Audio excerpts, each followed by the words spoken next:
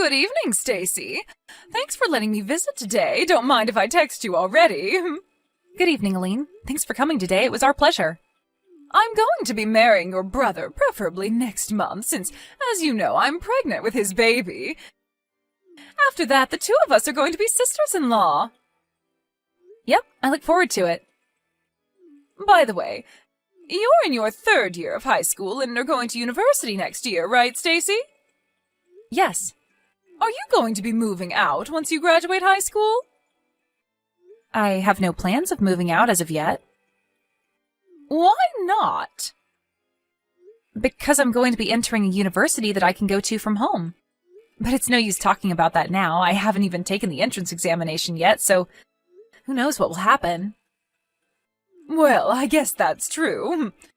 Tell me when it's decided, okay? I'll probably be moving in with you starting next month.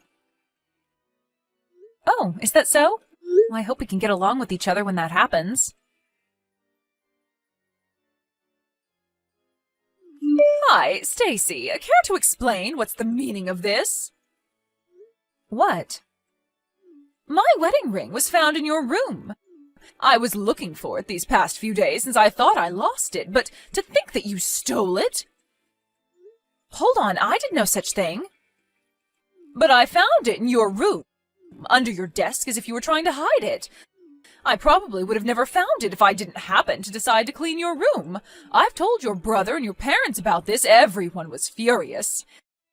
It seems that you were going to be staying here and go to university from home, but I told everyone that I'm scared of living with a thief when my baby is about to be born, and they all agreed to make you leave the house. But you didn't even listen to what I had to say. This is too unfair. But there was concrete proof that you had stolen it in the form of my ring hidden in your desk. I did no such thing, I promise you. No matter. Just hurry up and come home. Your high school graduation ceremony should be done by now, so hurry up and pack your stuff because you're going to be leaving. I'm telling you, I didn't do it. Hi, Stacy. I'll be kind and ask, but are you unsure of what to do from now? No. I told my boyfriend what happened, and he believed me when I told him I didn't do anything. I'm going to be living with him in his apartment for now. Oh? Well, look at you. I didn't know that you had a boyfriend. Yes, we've been going out since the second year of high school. I'm extremely grateful since I'm going to have to pay for my living expenses and university tuition on my own from now on. You brought this upon yourself. You went and fooled even your boyfriend. You're so young, but already so devious. I didn't do anything, but don't worry, I have no intention of returning home. Is that so? But let me ask you one question. Why did you hide your ring in my desk? Well, I guess if you don't have any intention of returning, then... You see, I want to have a share in your family's property. Our property? Like I was saying, I wanted your property, so I seduced your brother, Charles, and made him drunk, bringing him into a love hotel. As you can see, my plan of getting pregnant with his child so he had to marry me was a huge success. Your brother is such an idiot. Seriously? And if I chase you out of the family, then my portion of the inheritance after your parents die will be larger, since you'd no longer be there to compete with me. Which is why I came up with the idea of making it seem like you stole my ring. But it's also no use telling your parents about it now. Now that I've had a baby, they can't possibly make me leave anymore as the wife of the eldest son. Not only that, but you're a thief in their minds. Besides, sisters-in-law are such a bother. It makes me laugh no matter how many times I replay it in my mind. Your mother shouting, "Leave the house," and your dad also saying, "Don't come back, thief."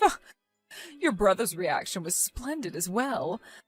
I cried to him, saying that you had scolded me, and he got furious at you and said, "You have no right of talking to my wife like that. You're just a child and a thief at that." You're awful, Aline, but I don't need a family that listens to nothing their daughter says either. I'm cutting ties with this family. Oh, I'm glad then. I mean, of course they believed me over you. I'm the one who gave birth to your parents' first grandchild. And as the eldest son's wife, I'm also going to inherit your family's property. No one's going to believe a stupid child saying that she did nothing, even though she has no proof. I wanted to tell you those exact same words myself. What? Once I enter university, I plan on entering the film club. I bought a camera using the money I saved up in high school doing part-time jobs. What? There was one day where I accidentally left the camera recording in my room. You were caught clean on camera hiding your ring in my desk. What? I have no intention of returning home, so I'm not even going to bother showing it to my family, but just remember that I have definitive proof of what you did in my hands. Hold on. I also have our conversation by text as proof as well. Thanks for being cocky and telling me everything. Stop it! Don't forget that I can expose what you did whenever I want. No way! Hey, Stacy!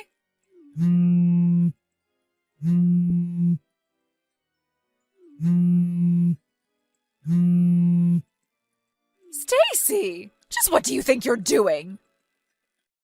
Oh, Aline, long time no see. Stop acting all calm. You know why I contacted you, right? Oh, I guess. You're talking about the movie that's currently in cinemas, The Empty Family and Me, right? Yes, but what happens in the later half of the movie is different, but the scene where the family kicks their daughter out of the house for a crime she didn't do, it caused a commotion in your family because it's what happened to you, no matter how you look at it. And doing some research, we found out that the novel that the movie was based on was written by your husband. Yes. So you went out of your way and told your husband about it? So you could have it published as a novel and even made into a movie? Don't you think that that's a little too evil? I told you a few days after I was kicked out of the house 10 years ago that I would be temporarily staying with my boyfriend at his apartment, right? My boyfriend at that time became my husband. Huh? I'm going to tell you this so you don't have any misunderstandings. My husband hasn't said that that novel was nonfiction, but neither did he say it was fiction. The novel that my husband wrote was a huge success and was made into a movie. That's all the truth to it.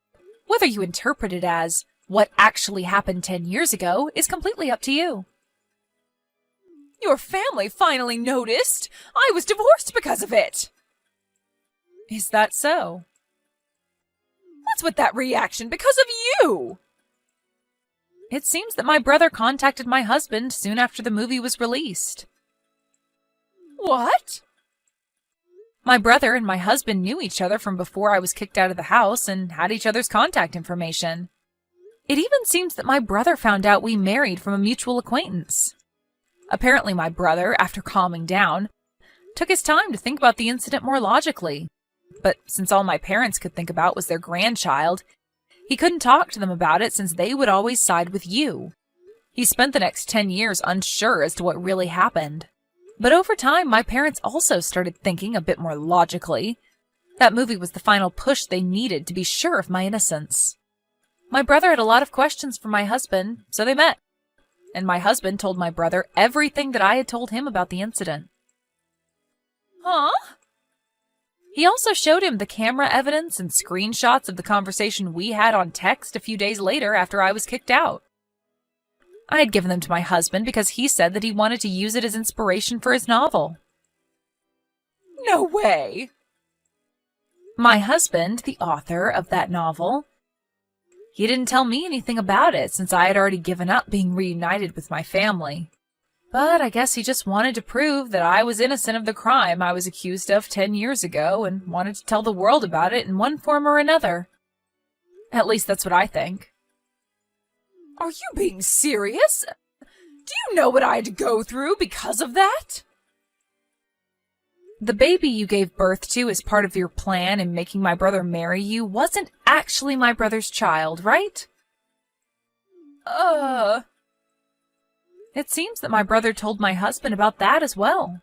As he grew older, it became more apparent that the child's face and body features didn't look like those of anyone in the family.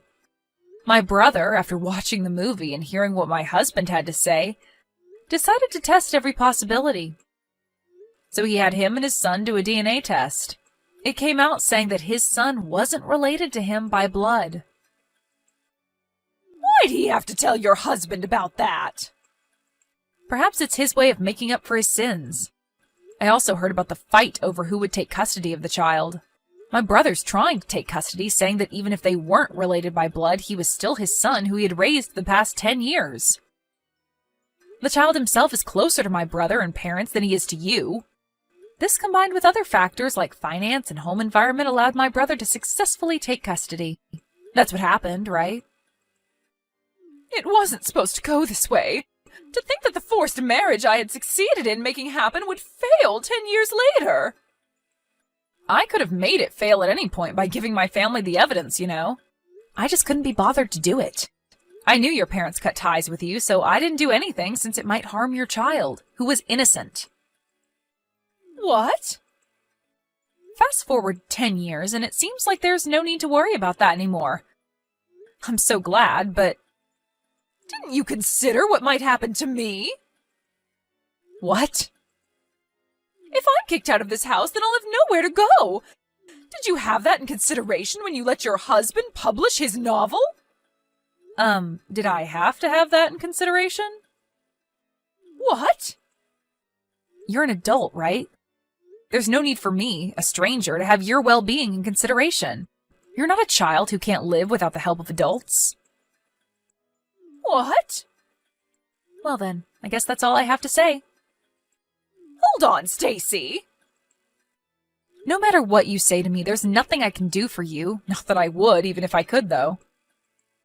Stacy! We were sisters-in-law, even if it was just a few months. Surely you must have some compassion left for me.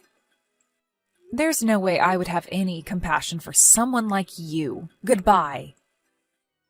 A few days later, I got a letter from my family apologizing for what they did, thanks to my husband's words saying that you should at least accept the apology as a way to put an end to this business.